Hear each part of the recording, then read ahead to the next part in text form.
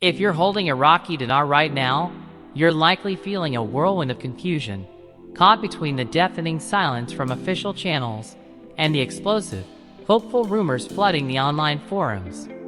You hear one thing from the Central Bank of Iraq and see a completely different reality playing out on the streets of Baghdad. And it's this very gap, this chasm between the official narrative and the ground truth, that holds the key to understanding what is genuinely happening with your investment. Let's cut through the noise and anchor ourselves to the only thing that matters right now: verifiable data. As of this moment, if you were to look at the official exchange rate, the one sanctioned and published by the Central Bank of Iraq and echoed by global financial platforms like XE.com, you would see a number that has been held with an iron grip for a considerable time. $1 is worth 1,310 Iraqi dinar.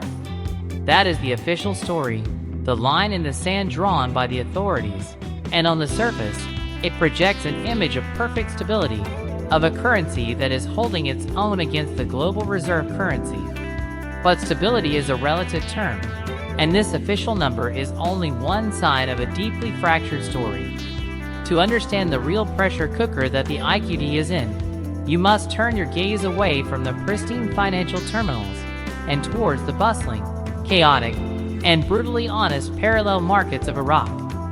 Here, the law of supply and demand reigns supreme, and the story it tells is starkly different.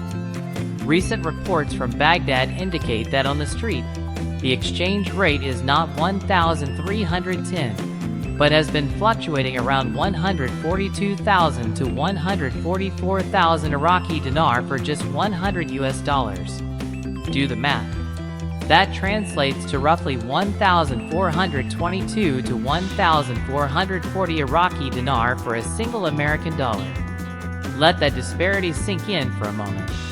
The official rate is 1,310, but the real-world rate, the rate at which ordinary Iraqis and businesses are actually conducting trade, is over 1,420. This is not a minor gap.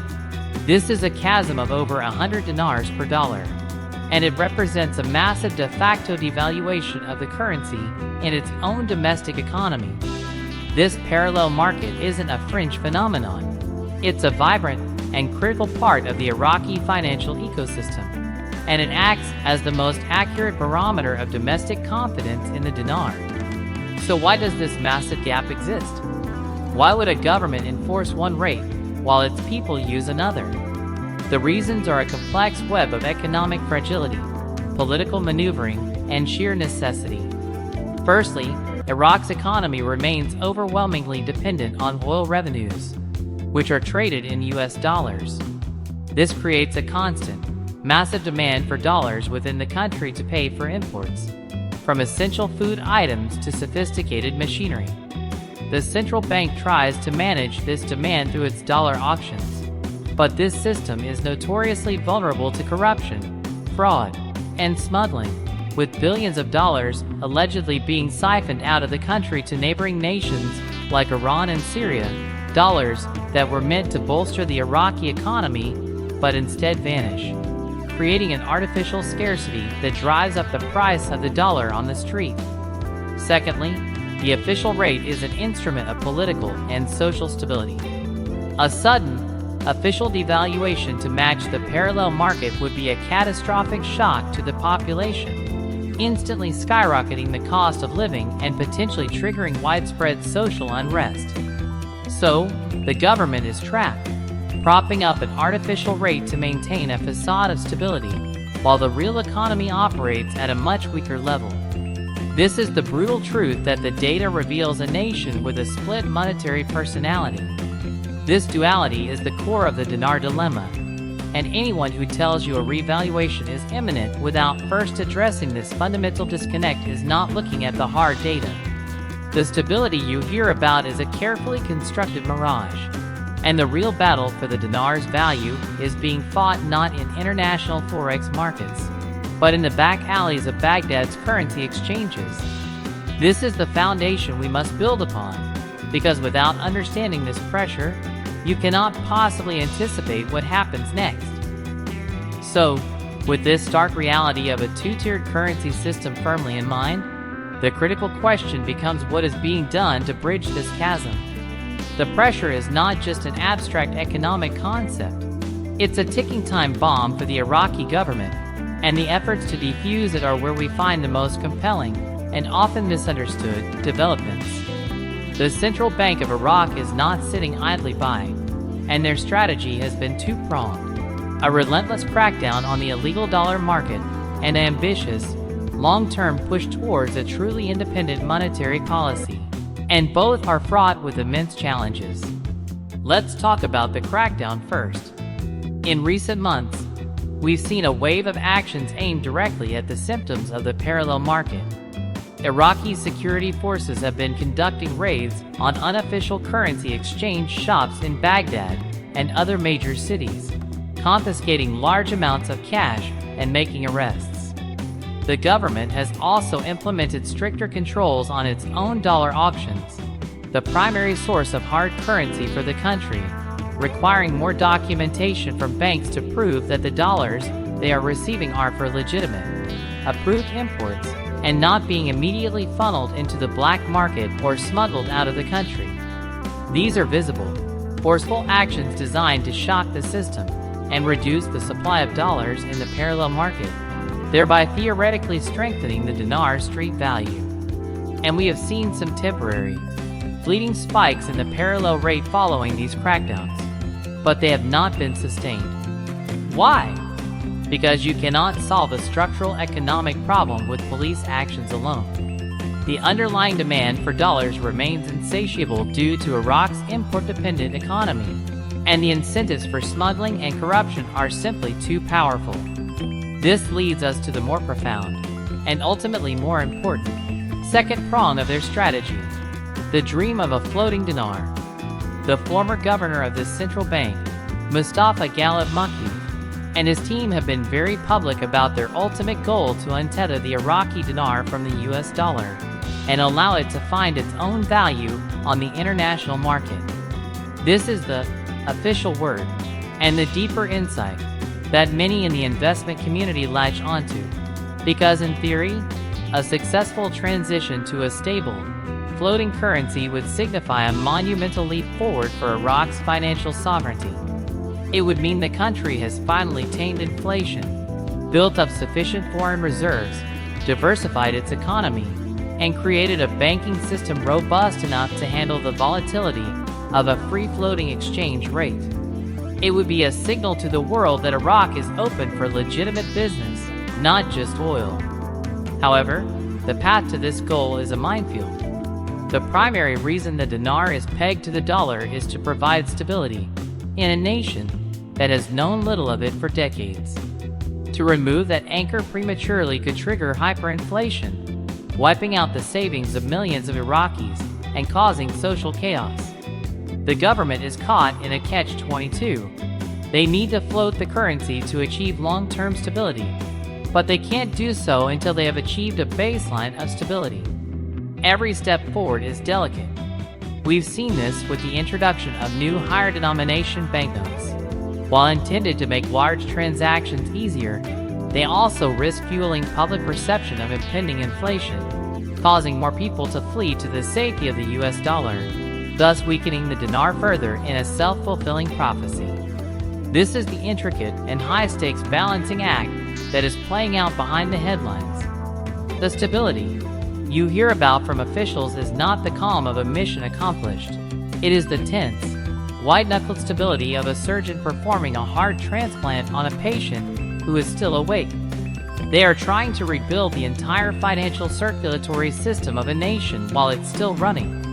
Understanding this context is absolutely vital, because it reveals that every piece of news, whether it's a raid on an exchange house or a speech about future monetary policy, is a single move in a much larger, more complex game of chess for the very economic soul of Iraq. The outcome is far from certain. Now, you are armed with the hard data of the parallel market and the immense complexity of the government's reform efforts. This brings us to the moment of truth, the question that burns in every investor's mind. What does this all mean for the future? and more importantly, for your potential wealth. This is the cliffhanger that every dinar holder is living through, and it's precisely where the online community you mentioned, with voices like Militia Man, Samson, and Gigi, finds its fervent purpose. These forums and Discord channels become a digital campfire where people huddle to decipher the tea leaves, to connect a statement from a central banker with a news clip of a market raid, and spin a narrative of imminent, life-changing revaluation. The analysis you find there, the vibrant discussions, are compelling because they tap into a powerful human need for pattern recognition and hope in the face of uncertainty. They often frame the crackdowns not as a desperate attempt to control a leaking dam, but as the final cleanup before a glorious new era. They interpret speeches about monetary reform not as long-term goals, but as coded messages that the float and a massive increase in value is just around the corner. And this narrative is intoxicating. The idea that a few $100s today could transform into a fortune tomorrow. But after understanding the deep-seated structural issues we've just laid bare, you must now become your own most critical analyst. You have to ask the difficult questions. If the parallel market rate is over 1,420, what miraculous economic event would have to occur for the official rate to not just converge with it, but to dramatically surpass it, reaching the legendary numbers often speculated about online? It would require not just stability, but an economic miracle of unprecedented scale in Iraq, the complete eradication of systemic corruption, a total end to dollar smuggling, a successful diversification away from oil that has eluded every other petrostate, and the birth of thriving industrial and agricultural sectors almost overnight. This isn't to say it's impossible, but as an investor, you must weigh the probability against the promise. Think about real money, as your description says. This is not a game of virtual points. This is your hard-earned capital, your security, your family's future.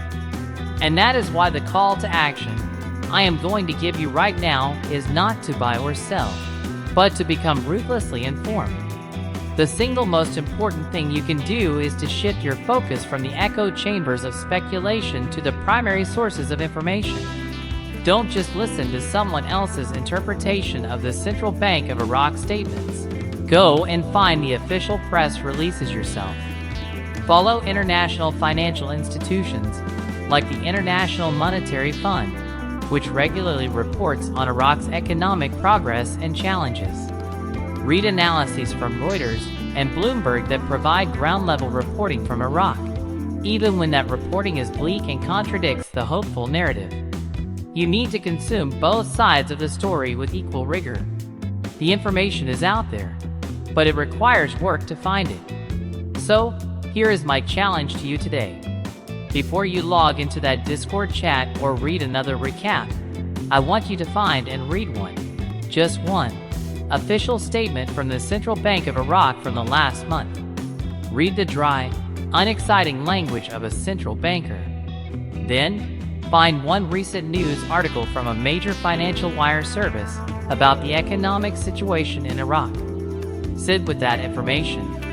Compare it to the optimistic analysis you hear in the forums. Let the two perspectives clash in your mind. This is the only way you can develop the discernment needed to navigate this high-stakes environment. The future of the Iraqi dinar is a story still being written, a battle between economic gravity and political will. Your job is not to be a passive spectator hoping for a fairy tale ending. Your job is to be a forensic accountant of the news, separating hard data from hopeful speculation.